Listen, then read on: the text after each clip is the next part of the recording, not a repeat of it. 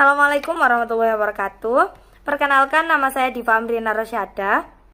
Perkenalkan, nama saya Muhammad Yusuf Farel Pratama. Perkenalkan, nama saya Muhammad Hafiz Tantowi. Kami dari kelompok 7 mata kuliah Sejarah Peradaban Islam. Di sini kami akan mempresentasikan bab Islam di Nusantara 2 yang berfokus pada asimilasi Islam dan budaya lokal. Oke guys, kita mulai dari slide yang pertama, yakni konsep asimilasi Islam dan budaya lokal.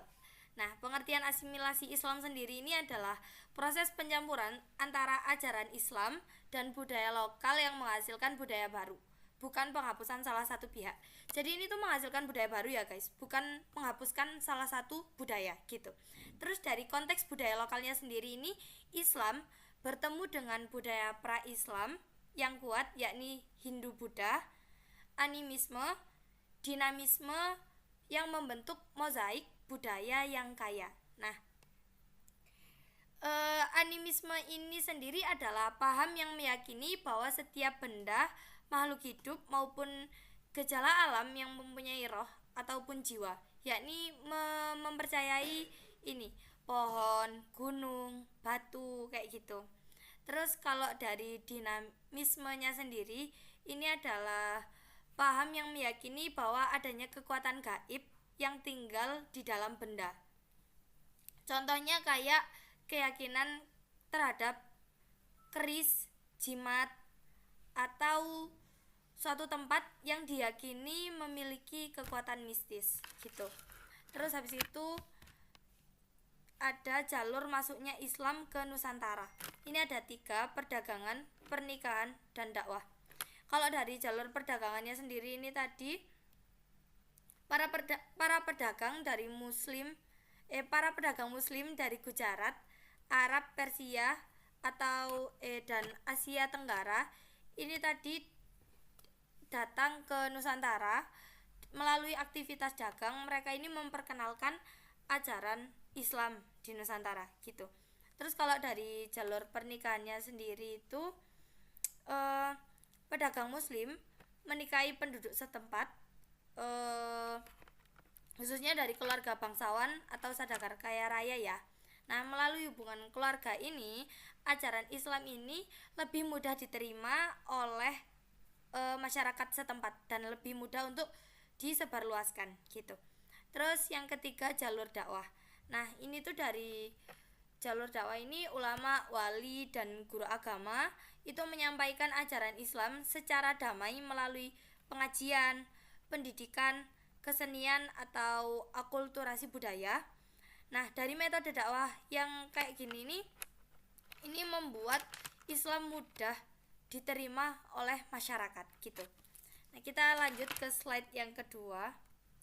Proses akulturasi Islam dan budaya lokal. Nah, di sini kan ada kontribusi Islam. Kontribusi Islam ini adalah peran yang diberikan Islam, ajaran Islam dalam proses penyesuaian dan perpaduan antara nilai-nilai Islam dengan budaya setempat. Terus ini kan ada 3 nilai dan ajaran agama. Ada monoteisme. Monoteisme itu kepercayaan yang mengakui hanya adanya satu Tuhan, Tuhan yang satu, Tuhan yang Maha Esa. Terus habis itu etika sosial dan hukum syariah. Jadi sesuai dengan ajaran agama ya. Terus yang kedua, pengaruh peradaban. Ada pengaruh peradaban dari peradaban Arab, Persia, India, dan Tiongkok. Kemudian bahasa. Masuknya kosakata Arab dalam budaya lokal. Ini seperti kata masjid, sholat, zakat. Ini adalah bahasa-bahasa serapan yang diambil dari bahasa Arab dan dibiasakan di Indonesia gitu, menjadi bahasa Indonesia. Terus yang kedua, ini ada ketahanan budaya lokal. Jadi dari tradisi dan kearifan, ini ada adat istiadat, juga sistem kepercayaan pra-Islam. Terus ada ekspresi seni dari wayang, tari, terus ada gamelan juga. Terus struktur sosial politik. dari kerajaan atau sistem desa. Jadi ini yang dipertahankan ya guys, gitu. Terus habis itu kita lanjut ke slide ketiga. Nah, ini salah satu contoh akulturasi budaya, asimilasi budaya dari Islam sama Hindu Buddha gitu.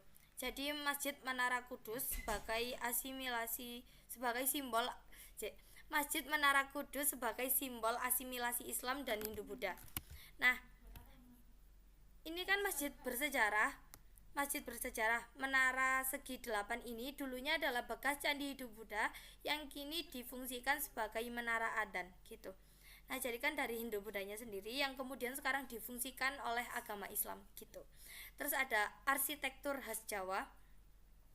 Jadi atap limasan dan joglo khas Jawa yang berpadu dengan arsitektur Islam abad ke-16 menunjukkan kecerdasan Wali Songo dalam berdakwah.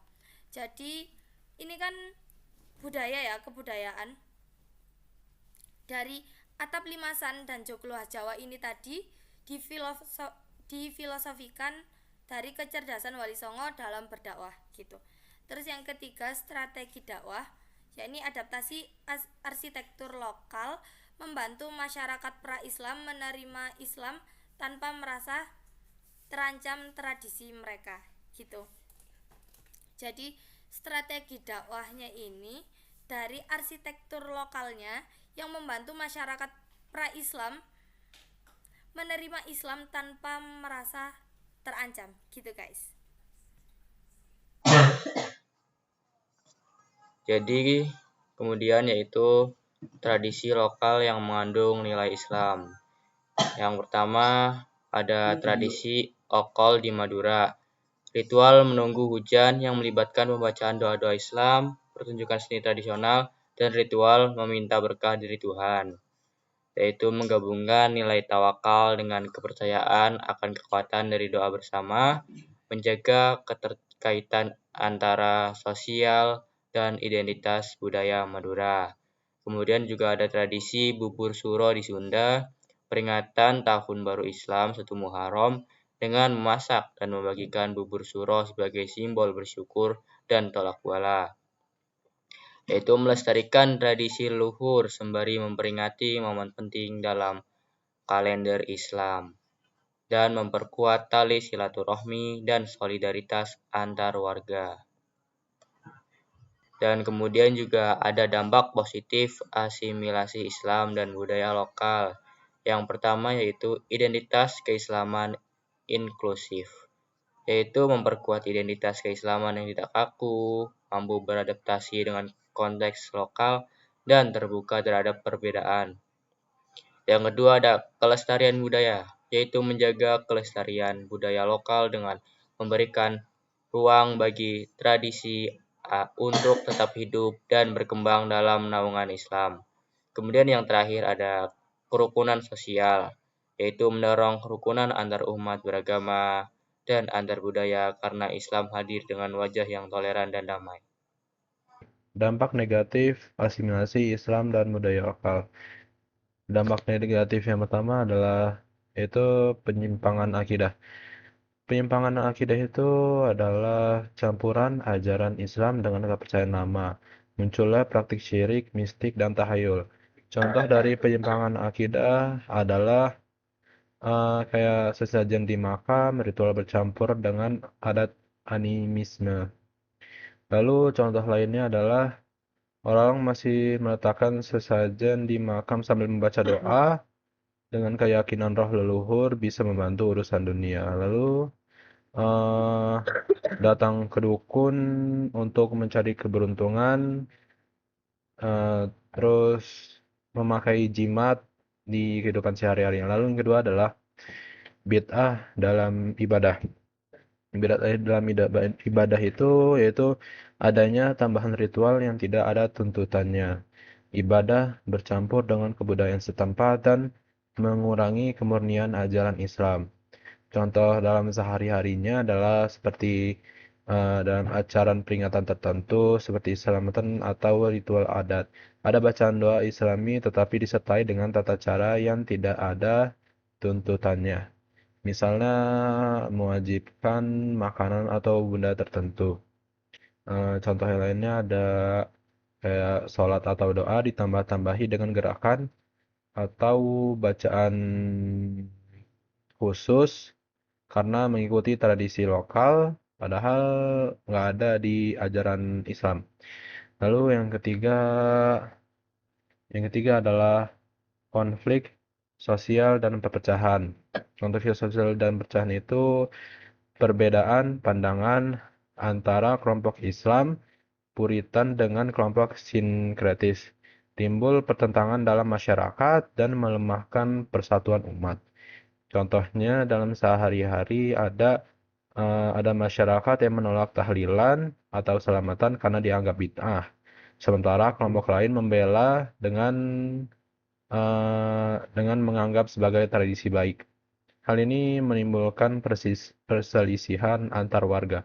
Lalu contoh yang lain ada terjadi perdebatan dalam keluarga atau kampung antara kelompok yang ingin murni menjalankan Islam sesuai Al-Quran dan Sunnah dengan kelompok yang ingin mempertaruhkan tradisi adat. Lalu di slide berikutnya ada tantangan. Tantangannya adalah keseimbangan nilai.